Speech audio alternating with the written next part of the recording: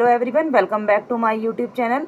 आप भी सीटेट का एग्ज़ाम देने जा रहे हैं तो आप सभी को पता है कि सीटेट के एग्ज़ाम में अदर्सन रीजनिंग के क्वेश्चन सबसे ज़्यादा पूछे जाते हैं। रीजनिंग के क्वेश्चन को सॉल्व करने के लिए और सीटेट को अच्छे मार्क्स से क्रैक करने के लिए सचिन सर की वीडियो देखना ना भूलें। आपके जितने भी डाउट्स हैं अदर्सन रीजनिंग के, वो सभी डाउट्स इस वीडियो को देखकर क्लियर हो जाएंगे। गलत है या मान लीजिए दोनों गलत है, और अगर मान लीजिए दोनों सही है तो फिर सही व्याख्या कर रहे हैं या नहीं कर रहे, फिर उसको यहाँ पर देखना होता है। ठीक है, लेकिन सबसे महत्वपूर्ण बात अजर्सन और रीजन वाले सवाल में ये होती है कि आपको किसी भी कंसेप्ट के बारे में गहराई से समझ होनी चाहिए।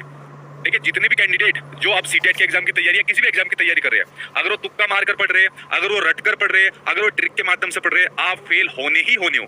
क्योंकि आपका पूरा सीटेट का एग्जाम आपका कंसेप्चुअल अंडरस्टैंडिंग के ऊपर आता है। यानी कि जिस कैंडिडेट को किसी भी कंसेप्ट की, मान लीजिए जीन पियाजे का कंसेप्ट पढ़ रहे हो, मान लीजिए इंक्लूसिव एजुकेशन समावेशी शिक्षा का आप लोग यहाँ पर कंसेप्ट पढ़ रहे हो, तो उनकी गहराई से नॉलेज आपको होनी चाहिए। अगर मान लीजिए अजर्सन और रीजन का सवाल आया तो अजर्सन में पियाजे के बारे में दे दिया, रीजन में मान लीजिए वाइगोत्स्की के बारे में दे दिया, ना तो आपको पियाजे के बारे में पता ना वाइगोत्स्की के बारे में पता, तो कैसे सोल्व करोगे भाई?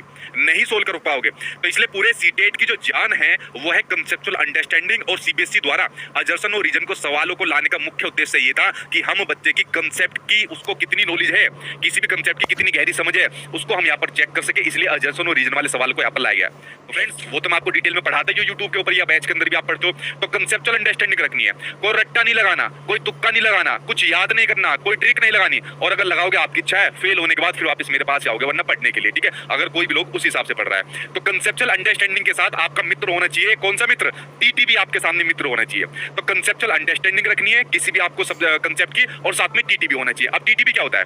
देखिए, 3 स्टेप यहाँ पर आपको देखने को मिलते हैं अजर्सन और रीजन के अंदर। सबसे पहले मान लीजिए आप लोग कथन यानी कि जो अजर्सन होता है, तो पहले उसको चेक करो वो ट्रू है या फॉल्स है, यानी कि सही है गलत है। तो टी का मतलब आपके सामने यहाँ पर दिया हुआ है ट्रू, यहाँ पर दिया हुआ है क्या? यहाँ पर आपके सामने ट्रू दिया हुआ है।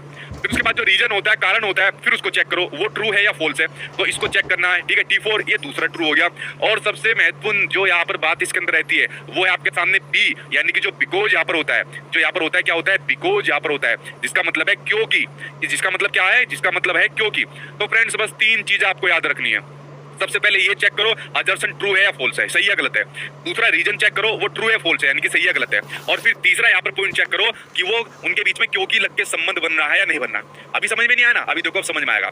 जैसे मैंने एक एग्जांपल के तौर पर यहाँ पर जो सीबीएसई स्कूल के लेवल पर बच्चों से सवाल पूछता है, सबसे पहले बच्चों की तरह आपको समझा रहा हूँ, फिर सीधा आपको आपके सिलेबस के हिसाब से चीजें पढ़ाऊंगा। देखिए, मेरे सामने यहाँ पर पहला क्वेश्चन यहाँ पर दिया हुआ है। ठीक है, पहला क्वेश्चन यहाँ पर दिया हुआ है, पहला अजर्सन दिया हुआ है, पहला कथन आपके सामने दिया हुआ है, और मैं यहाँ पर लिख लेता हूँ, क्या लिख लेता हूँ? टीटीबी लिख लेता हूँ। तो भाई मैंने यहाँ पर लिख ली टीटीबी, आप लोग भी टीटीबी लिख लेना।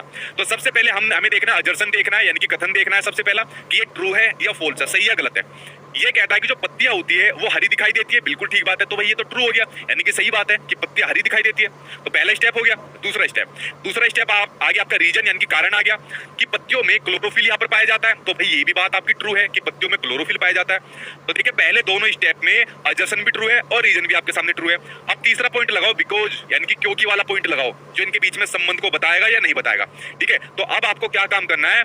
पूरे के पूरे कथन को शुरू से लेकर लास्ट तक एक साथ पढ़ना है, और दोनों के बीच में बस इसको क्योंकि को लगाना है, बस ये काम करना है। अब पूरे को पढ़ो।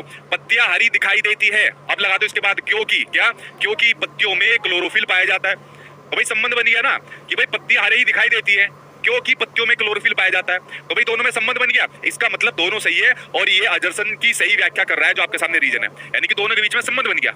अच्छा, एक काम और करो, इसका जो है ना उल्टा भी करके देख लो, इसको क्रॉस वेरीफाई कर लो। आप कहोगे सर ये टीटीबी मान लीजिए कहीं फेल हो गया, अरे भाई सचिन सर द्वारा बनाया गया मेथड है, फेल नहीं होने का कभी भी, सीटेट के अजर्सन रीजन वालों को उड़ा देगा। अब इसलिए लगा दो, जब इसलिए लगाओ तो नीचे से ऊपर की ओर यहाँ पर पढ़ना है। ठीक है, तो सबसे पहले कारण को पढ़िए, रीजन को पढ़िए कि भाई पत्तियों में क्लोरोफिल पाया जाता है।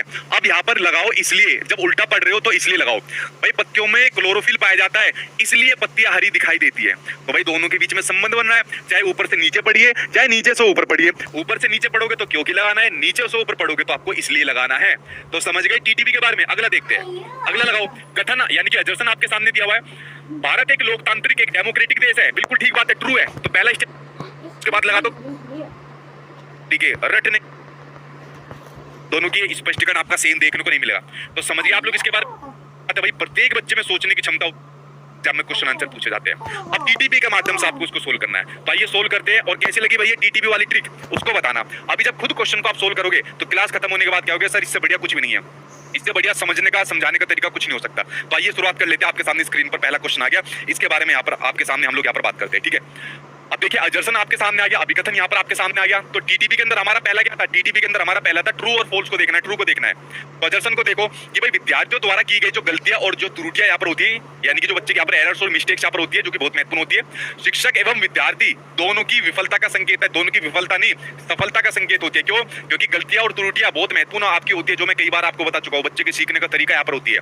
तो भाई इसने कह दिया कि ये शिक्षक और विद्यार्थी दोनों के फेलियर, दोनों की विफलता का संकेत है, दोनों के फेलियर को इंडिकेट करता है, फेलियर को नहीं, दोनों के सक्सेस को इंडिकेट करता है। तो भाई पहला टीटीपी के अंदर तो हमारा ट्रू नहीं हुआ, तो पहला तो हमारा फॉल्स हो गया, यानी कि अजर्सन हमारा गलत हो गया।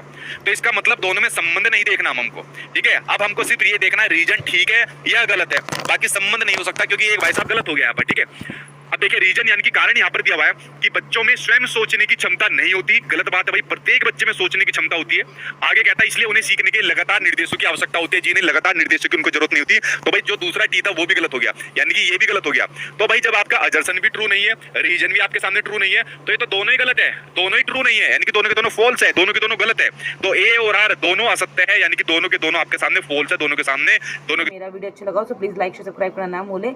मिलते हैं नेक्स्ट व्लॉग में, तब तक के लिए बाय बाय, राधे राधे।